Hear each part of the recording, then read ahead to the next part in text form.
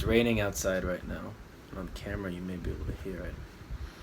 I like to talk about the processes that are at work that have nothing to do with us. So we were born onto an Earth, which is, so much as we know within our known universe, the only planet that can sustain life of any significance. They found some traces of, carbon here and there, and Mars and small things like that. But the only thing that can sustain life as it is the beautiful Earth. And so, within this galaxy universe, we were born. And if you were to look at evolution, there are single-celled organisms, which then continue to evolve and variegate into a multitude of species. Billions, trillions, maybe quadrillions, it's uncountable probably, right? In addition to the raining outside right now, there's a frog on my window. So the frog is comprised of the same elements that I am. Similar, more or less at least, carbon-based matter, flesh, blood, eyes, bones. His legs are stronger than mine. My brain is bigger than his. But we're simply two different species. Now, we all woke up one day as humans. We woke up today as a human. You, me, that you're watching this as I'm filming it. And there's so much at work that we have no control over. There is water. Water exists. It spreads. The sun evaporates it. It turns into clouds. It rains somewhere, and there's the water again. Water is life-sustaining for all of us. The ozone is intact. The sun shines boundlessly, continuously. And the earth spins at the exact angulature with the exact gravitational pull on space between the different other planets around it, that it can, in perpetuity, continue to spin, I think, on that 23.5 degree angle. And so the seasons are perfect. And so every point on Earth gets an equal amount of light and dark. If you think about it, it's true. On the equator, it's 12 hours and 12 hours of each, every single day of the year. On the North Pole, it's months of complete darkness, then months of complete light, and everything in between. Whereas the other pole is experiencing the exact opposite, right? So there's a balance there. Now, our minds are very focused on things which, in comparison to all these larger things, are mundane, right? What does she think of me? What did he think of me? What am I going to do tomorrow? What did this person say? What did this person do 2 weeks ago, 3 months ago? How is this thing making me feel now?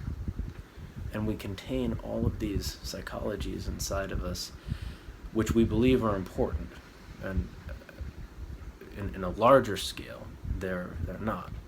They can be important to us at the moment, but if they were a gigantic asteroid, many times the size of Earth, that just shot out of the universe somewhere and then hit planet Earth and literally destroyed it, no matter how many weapons and stuff we fire at it, we can't stop it, right? It literally destroys the Earth. That puts to waste all of those types of ideas and thinking. And that sort of thing easily, theoretically, could happen. Easily. Some black hole 1 billion years away could implode or something, and then the whole universe gets sucked up into anything can happen. Right? So our lives here are conditional, they're situational. And we're quite honestly at the mercy of the universe, at the mercy of consciousness, so to say. And having that grander perspective of it gives a sense of perspective of how insignificant the specific worries that we have are, which are normally mundane and normally useless and normally petty.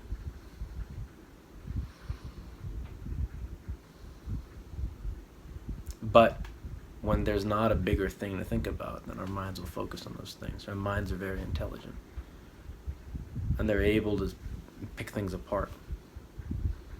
And any times there's a threat factor of any type, it focuses intensely on it, which can be a good thing as far as solving problems, making scientific discoveries, artistic creations, focusing very deeply on anything, which is the only way to produce quality into it. But it's very bad when it's led awry and led astray to do whatever it will on nonsense. And the more nonsensical people's thinking becomes, the more obvious it becomes the need for transcendence. And the reason people think about these things so much is because the things that don't matter is because they think they matter. Right? They're bought into the egoic identity, the false self, the mind-created self, and its needs and its wants, and its preferences and its likes and dislikes and its personal history, which live through you, continue to take expression.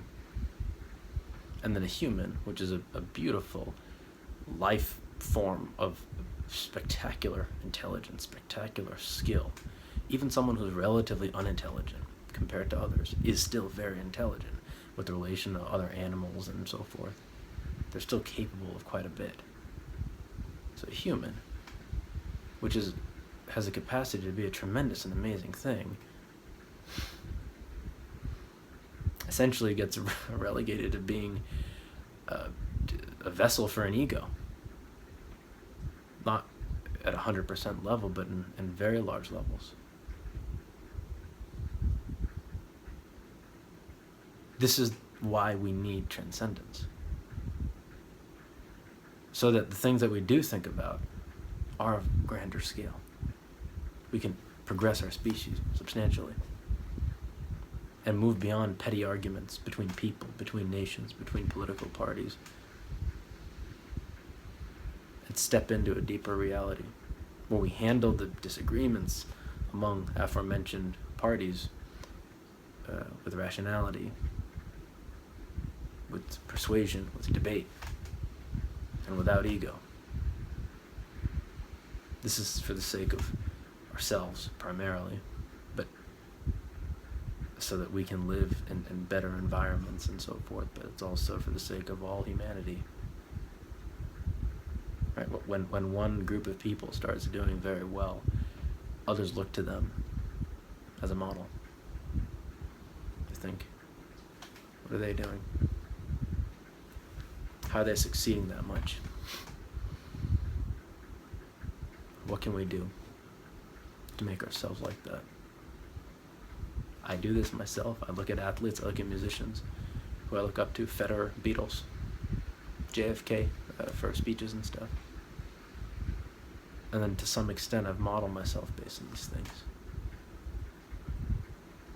It's a natural tendency to see something that's expressed itself in a very strong and beautiful and great way and elicit those qualities internally so that we can do the same ourselves.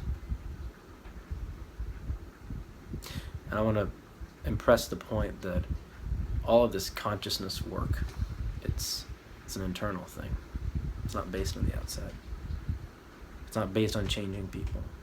It's not based on changing countries or changing whatever. It's an internal thing. It's on changing you.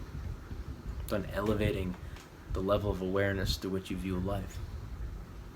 Away from this egoic, splintered self fragment, which is isolated, which views itself as living in a hostile world that's a constant threat because of the ultimate knowledge that this form identity, this person, is able to be harmed, for one, but also is perishable, right? It's that understanding, that subconscious understanding, that brings about the ego. And all the small fears are essentially rooted in the fear of death. So anyway, when the fear of death is the primary driving factor of everything, or of most things, or of all of the ego machinations, it's not a happy life. But at the level of the ego, you can't see beyond it. You can't see the happiness, you can't see the goodness, the beauty. And if you notice, so much of the media and the the people who are speaking and so forth, right? It's very negative. And it's complaining, and very often without offering a solution.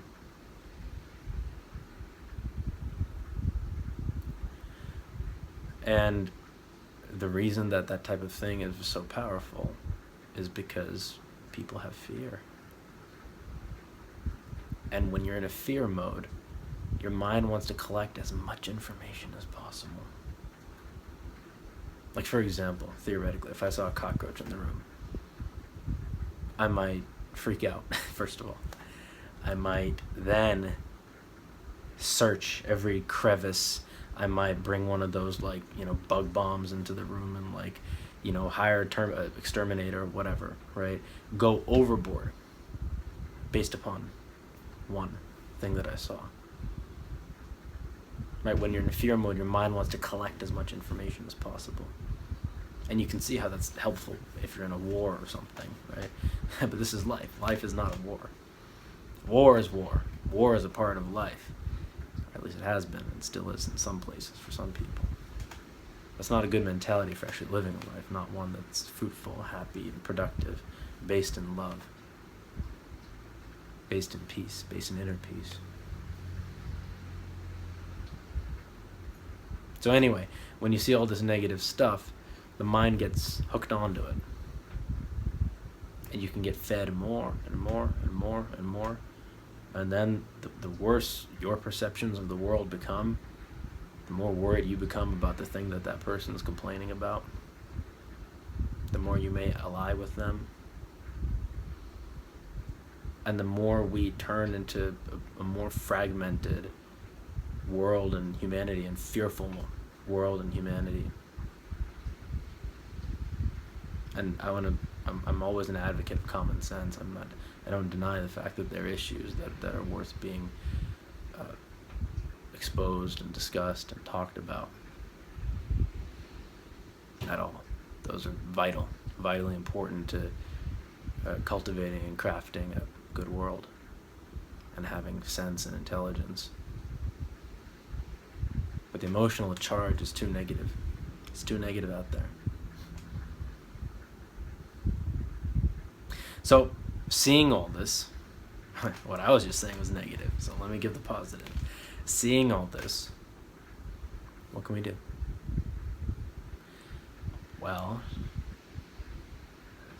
it was sung many years ago. Take a sad song and make it better. We can uplift ourselves. We can live deeply in the present moment, whereby the ego-based mind can't function because it's based on time, it's based on fear of the future and attachment to the past. We can live intensely in the present, connecting, not looking away, not looking away to grab a thought, no, connecting. Eye to eye.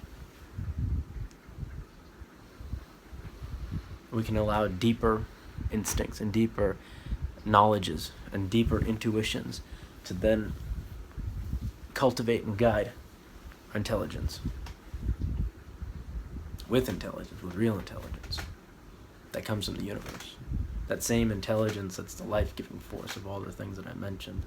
The earth, the water, and then all the plants, all the mountains, all the animals, all the grass, all the everything, which is held in a delicate ecosystem, a delicate balance, which again has happened outside of us individually. We're born into a world in which all these things are already functioning. The whole cosmos is kept in balance. It's kept intact. And again, the day that asteroid comes and destroys the Earth, right, our minds are going to start thinking about different things. And I mean that hypothetically. I don't mean it's actually going to happen. But theoretically, if it did happen, that could happen. So we're not that powerful as our individual forms. These are perishable forms. And things are already being taken care of, is my point in bringing up that asteroid example, and the water. It's all happening through no effort of our own. We simply have to do our part and give our words away to the universe.